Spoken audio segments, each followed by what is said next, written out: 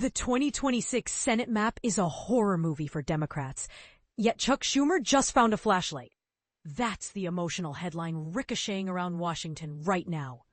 The electoral math looks brutal. More than half a dozen Democratic incumbents are perched in states that have trended crimson, while only 2 or 3 Republican seats appear even remotely flippable. But here's where it gets controversial. Schumer, the Senate Minority Leader, is quietly staging a counteroffensive that could scramble every conventional forecast. First came the Ohio earthquake. On a sleepy Tuesday, former Senator Sherrod Brown, who lost his seat in 2024, announced he wants it back.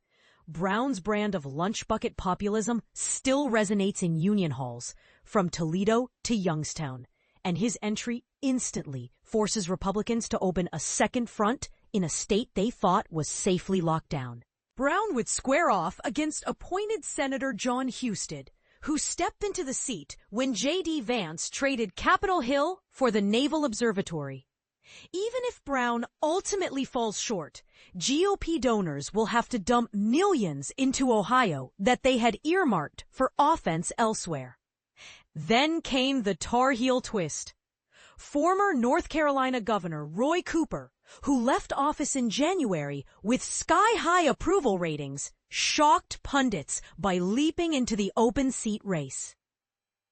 Cooper's moderate, business-friendly profile gives Democrats their best shot in North Carolina since Kay Hagan's 2008 victory. Cooper's likely opponent?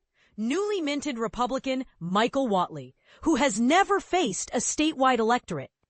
Schumer personally phoned Cooper more than a dozen times, dangling committee gavels and national fundraising muscle until the governor finally said yes. And this is the part most people miss. Schumer's recruitment wave isn't limited to household names. In Iowa, State Representative Josh Turek, a Paralympic gold medalist and Army veteran, declared his candidacy on the same Tuesday as Brown. Iowa has drifted right since Obama's 2012 victory, but Turek's biography could scramble the usual partisan math. Imagine campaign ads featuring a wheelchair athlete in camo telling voters he fought for freedom abroad and will fight for them in Washington. That's the kind of narrative Schumer dreams about. Meanwhile, Republicans are tripping over their own shoelaces. Georgia Governor Brian Kemp, fresh off a dominant re-election, politely told Mitch McConnell thanks, but no thanks to a Senate bid. Former New Hampshire Governor Kemp Sununu, who could have flipped the Granite State seat red, also took a pass despite months of cajoling. Each refusal is a recruiting victory by default for Schumer, who now gets to run against lesser-known GOP contenders. But before Democrats pop the champagne, let's talk about the landmines still dotting the battlefield. Michigan is a 5-alarm fire. Republicans are already unified behind former Representative Mike Rogers, while Democrats are staring at a messy, expensive primary. Competitive Democratic primaries are also simmering in Iowa, Texas, and Minnesota, states where every dollar spent fighting fellow Democrats is a dollar not spent attacking Republicans. Schumer's naked phone calls could decide the majority. Maine Governor Janet Mills is publicly non-committal about challenging Susan Collins. But insiders say Schumer has offered to clear the primary field and build a coastal Maine donor network if she jumps in. In Alaska, former Representative Mary Peltola is weighing a gubernatorial bid.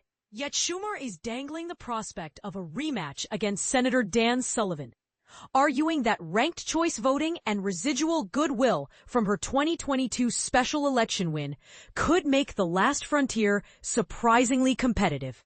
Let's be brutally honest. Talk of Democrats reclaiming the Senate in 2026 still feels like fantasy football. The path runs through a gauntlet. They must defend Georgia and Michigan, flip North Carolina and Maine, and then poach 2 more seats from a menu of ruby red options. Ohio, Iowa, Texas, Florida, Kansas, Nebraska, or Alaska. None of those states currently look winnable, although a recession, a Supreme Court bombshell, and damnation could be back. Little known fact, a quick airing COVID mandates all around. All 5 of those states currently look winnable, although a recession, a Supreme Court bombshell, and although a recession, a Supreme Court bombshell, and all other details can be hidden. They must defend Georgia and Michigan, flip North Carolina and Maine, and then poach 2 more seats from a menu of ruby red options. None of those states currently look winnable, although a recession, a Supreme Court bombshell, and all other details can be hidden. They must defend Georgia and Michigan, flip North Carolina and Maine, and then poach 2 more seats from a menu of ruby red options. None of those states currently look winnable, although a recession, a Supreme Court bombshell, and all other details can be hidden. Or a presidential landslide could rewrite the map overnight. Democrats also have to plug leaks on their own turf. Every high-profile no on the GOP side is an unforced error that widens the battlefield. So here's the provocative question to chew on. Is Schumer actually building a plausible path to 51 seats? Or is he merely creating the illusion of momentum to keep donors and activists engaged? Could a few surprise retirements or scandal-plagued incumbents turn today's long shots into tomorrow's toss-ups? Drop your take in the comments. Are Democrats deluding themselves? Or is the 2026 Senate map about to look a lot less red than everyone thinks?